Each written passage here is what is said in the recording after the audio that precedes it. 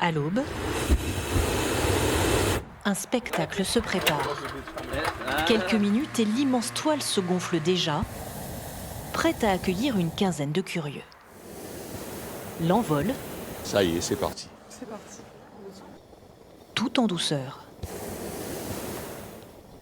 Ce qui frappe, c'est le silence, à 2500 mètres d'altitude. Comme un balcon sur la Provence. Donc les gorges du Verdon, tout simplement.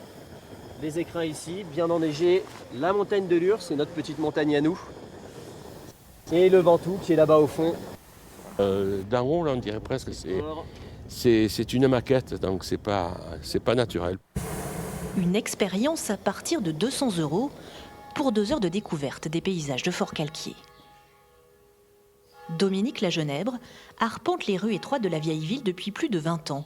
Guide Eh bien, on va se rapprocher de la fontaine. et conteur de légendes. Il y a là-haut Saint-Michel qui terrasse le dragon. On voit des animaux un peu fantastiques qui ont un lien avec le diable.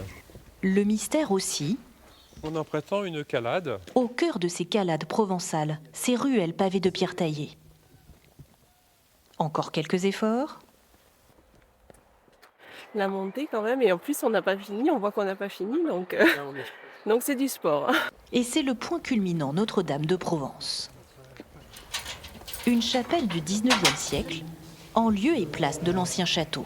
Près de 20 000 visiteurs par an contemplent ces vitraux et ces vers du poète provençal Mistral.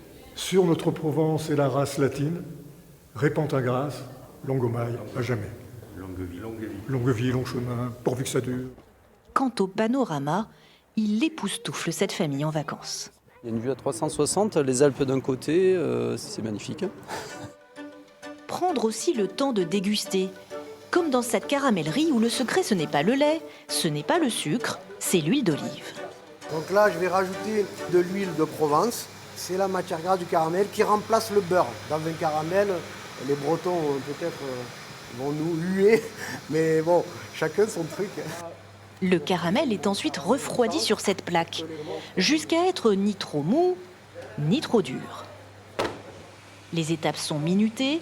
D'abord, la rouleuse en cuivre, une authentique machine des années 50, comme cette fileuse à sucre, pour former un serpentin de caramel. Des petits cubes à la fleur de sel, à la vanille ou à la noisette, dont raffolent les clients à la boutique.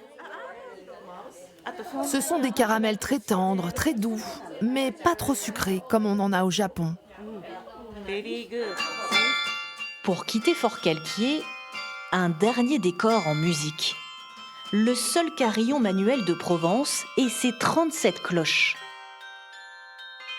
Une mélodie fascinante pour cette jeune fille et son père venus de Gironde. J'adore le carillon et j'ai toujours aimé ça. Un carillon qui rythmera encore longtemps les heures de cette vallée. Et un carillon très particulier puisqu'il s'ouvre de plein pied en haut d'une colline, contrairement aux autres carillons qui occupent le sommet d'un clocher, d'un beffroi ou d'une tour. Et puis vous venez de l'entendre, le carillon de Forcalquier est le seul en Provence à avoir conservé son clavier manuel permettant le jeu traditionnel à coups de poing. Voici précisément en quoi consiste cette technique. Pour bien comprendre, c'est facile pour les gens qui ont vu les ch'tis. Lorsque dans le film, Danny Boone joue sur le carillon, vous voyez, c'est un clavier qui ressemble à un clavier de piano, mais les touches, au lieu d'avoir un toucher de pianiste, vous serrez vos poings et vous venez taper sur les touches qui ressemblent en gros à des bouts de manches de balai, vous voyez, et l'on vient jouer dessus et taper. C'est pour ça qu'on dit un instrument à coup de poing, parce qu'on percute la touche.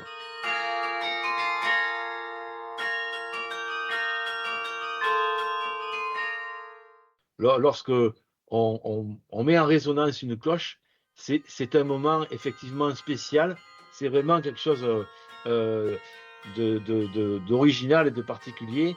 Et puis lorsque l'on joue des morceaux, on sait que ça va s'entendre partout et on participe un peu à la vie aussi de la ville.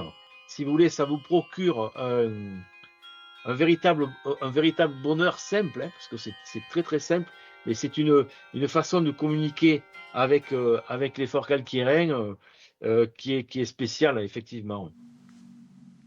Voilà pour ce beau carillon de Forcalquier qui résonne tous les dimanches matins de Pâques à la Toussaint. Des airs du carillon de Forcalquier, nous passons aux saveurs et senteurs du lieu avec cet autre endroit unique dédié aux plantes, le musée Artemisia, installé dans le site historique du couvent des Cordeliers. Il vous invite à plonger dans l'histoire passionnante de la cueillette et de la culture des plantes à parfum, aromatiques et médicinales de la montagne de Lure. La montagne de Lure, justement splendide, moins connue que sa grande sœur, le Mont Ventoux, elle n'en demeure pas moins un lieu empreint de mystère et de poésie. Sa beauté brute et son panorama impressionnant ont d'ailleurs conquis le cœur de nombreux écrivains, au premier rang desquels Jean Giono, qui en fit l'un des décors majeurs de son œuvre. Enfin, si vous êtes de passage dans la région, il est aussi une curiosité géologique qui vaut le détour, le site des Mours, ces étranges concrétions de roches calcaires. Alors pour découvrir ce paysage étonnant, c'est très facile. Un circuit de randonnée est accessible directement depuis le centre de Forcalquier. Allez, on termine en beauté à Roussillon sur le sentier des Ocres et ce canyon pourpréor qui donne au Vaucluse un air de Colorado, des couleurs incroyables, un paysage unique en Provence, c'est à voir au moins une fois. Prenez bien soin de vous et à très vite pour de nouvelles découvertes.